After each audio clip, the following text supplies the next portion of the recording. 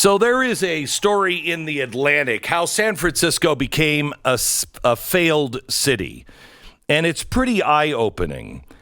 Not long ago, we met on a stoop by the Civic Center, it says, where her son used to hang out. She hadn't seen him in months, but she spoke with him periodically. She cried as she talked about his journey into drugs. She said he was a heroin addict. He'd get sober after stints in jail, but it wouldn't last. I'd see him sometimes, and he didn't look that bad. And that's how it was for 10 years. But then the dealers started putting fentanyl in everything. And being on fentanyl, it changed him. He deteriorated. Before, he looked kind of healthy and smiling. Now, he's got this stoop. He walks almost at a 40-degree angle like an old man. He's been stabbed twice. He's got an infection in his thumb. And she thought he might lose the hand. They need to stop ignoring the fact that there are people out here selling fentanyl on the streets.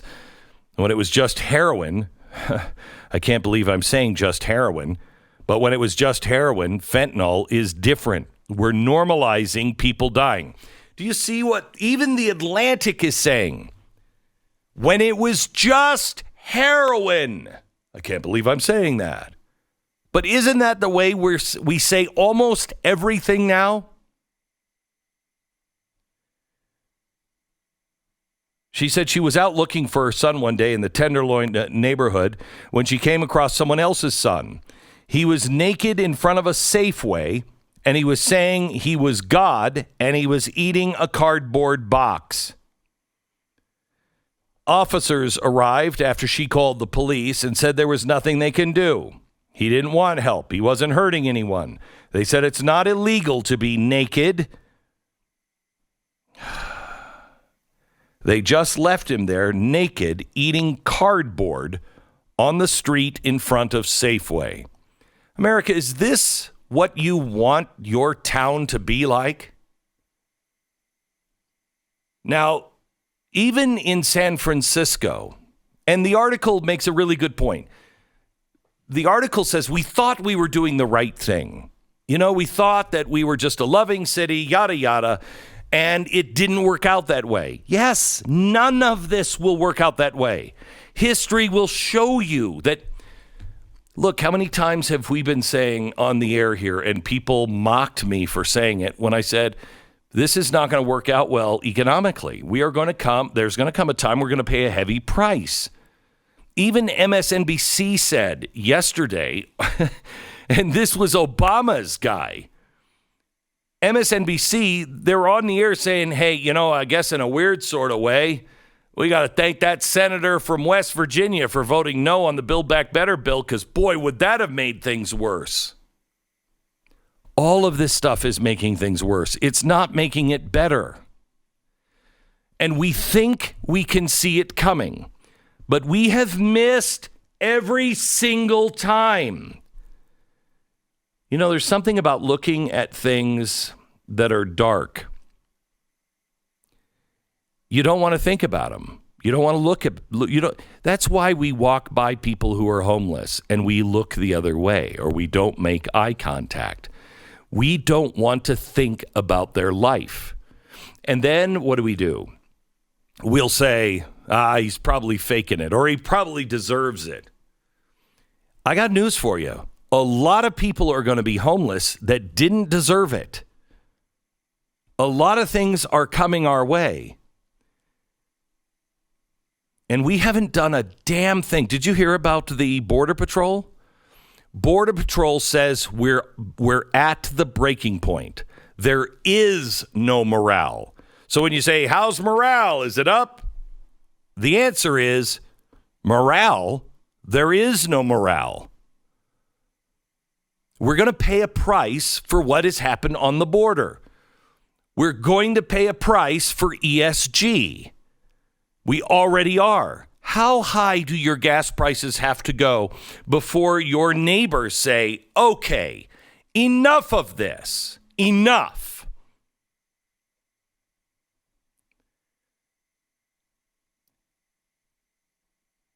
It's not just the crazy lunatics that are the progressives that are easy to point to. It is happening in red states as well. And I want to use this as an example because you have to stop thinking it can't happen here. It can happen because we have a Republican. Let me give you one of the reddest counties in one of the reddest states in America, Utah. Provo, Utah. Utah County. Doesn't get much redder than that. If you talk to the police and the sheriff's department there, you will hear a horror story that for the first time, they have cartel members living in the county. For the first time, they have people in jail that are saying to their attorneys, I'm not going for that charge. No way. I'm not pleading guilty. You go fight that because I just read in the paper that the DA's office, the county attorney's office, is cutting deals. That's a misdemeanor now. 24 out of the 31 attorneys that work in the Utah County Attorney's Office, 24 have now left because this county attorney is so horrible. His name is David Levitt. It is remarkable. Prior to his tenure, it was rare for more than 2 attorneys to leave every year. Now, 24 prosecutors have left, and this guy is running for re-election. And he says that what he's doing is, he's just he's reimagining. Oh boy, have you heard that before? He's just changing things up. And one of the things he wanted to change is get rid of the special, SVU, the Special Victims Unit. Isn't that the one that is about crimes against women and rape and children? You're getting rid of that? We have all forgotten that this can happen in our community. And it most likely is in some way or another. And I don't care how conservative you guys think your town is. It's there. And when it comes to justice, at the entrance of the Supreme Court, Lady Justice is there. It's a statue of a blindfolded woman holding scales in one hand and a sword in the other. So she has to balance justice and mercy. And the sword is she will defend it and she will prosecute. She will make sure if you are guilty that you pay the price. Lady Justice is there to protect us, but it's important that she's also blindfolded. This has been all over our courthouses forever. And it's a reminder that our court system was designed to be a refuge for the proceedings of impartial justice. Justice would be blind in America. Justice would be blind and thus truly fair. Well, unfortunately, its people have become blind. In the name of equity, and at the behest of members of an activist judiciary, the blindfold of Lady Justice has been ripped off, and innocent people now suffer the consequences. As I said, we know it's happening in New York. The police are quitting in New York in record numbers, and you know what the new mayor just said?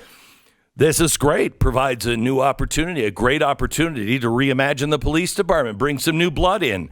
Who's going to work for New York? Social justice is rearing its ugly head in historically red areas. Now, I'm going to use this as an example. Utah County, a Republican county attorney who, if you didn't know any better, and you were actually seeing what was going on, not listening to the political rhetoric bullcrap, because the bullcrap will always say, no, we are making great progress. No, we are moving to enhance everything. We're here making things better. 24 attorneys have left office since he came. 6 of them went as far to publish a letter of no confidence saying, and I quote, "We declare that Mr. Levitt has vacated his responsibilities to provide you safety and protection in your person and property by failing to enforce criminal laws against offenders and by prioritizing the protection of criminals from the lawful consequences of their misconduct." They go on to write that he disbanded the SVU unit, which was staffed by attorneys that were trained to prosecute sexual offenses. It had a backlog of 1,000 criminal cases.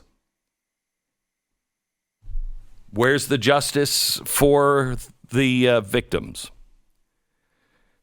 They write about the abuse of his discretion by willfully ignoring statutory sentencing enhancements, diminishing the importance of criminal histories in charging decisions, so those who have prior felony convictions, those on felony probation, those on parole from state prison can be referred to the Utah County Justice Court for misdemeanor prosecution. He has moved felonies to misdemeanors. He also increased the yearly budget by $5.5 million. Oh, and law enforcement, I know because I've talked to a few of them, don't trust him. So why am I telling you this?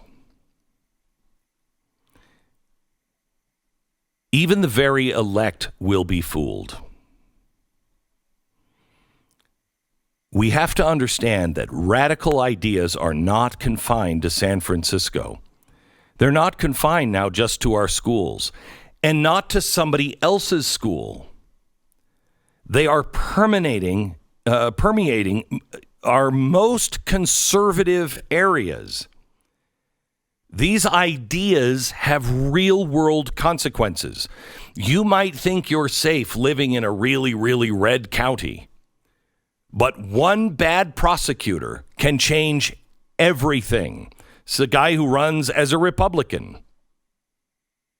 I think that is much more dangerous than somebody running as a progressive with a social justice framework because no one sees it coming.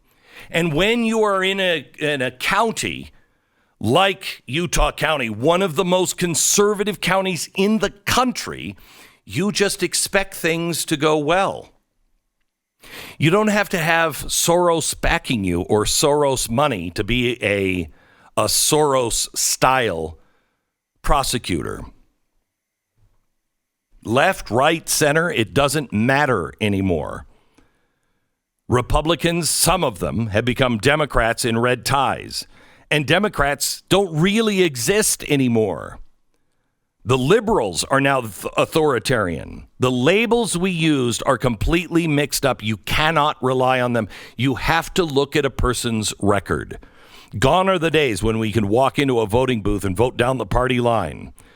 Gone are the days when you can just look at somebody's name and go, oh, yeah, I know that name. Don't do that. Don't do that.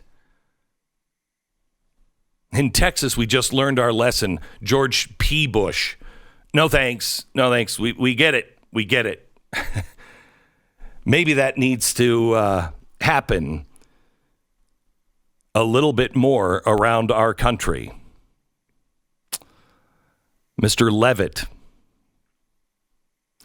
45% fewer cases in the district court, felony cases, and 79% more in misdemeanor cases. Gee, what's happening? It's almost as if he's openly trying to reach the ACLU's goal of 50% reduction in prison and jail populations. And if that's his goal, he couldn't be doing a better job. By the way, he also said he wouldn't put forward the death penalty anymore, even though that's the law on the book. Not going to do it. If you want to turn into San Francisco, keep electing people like Levitt. Keep electing those people who you just trust because you know the name. Don't do it.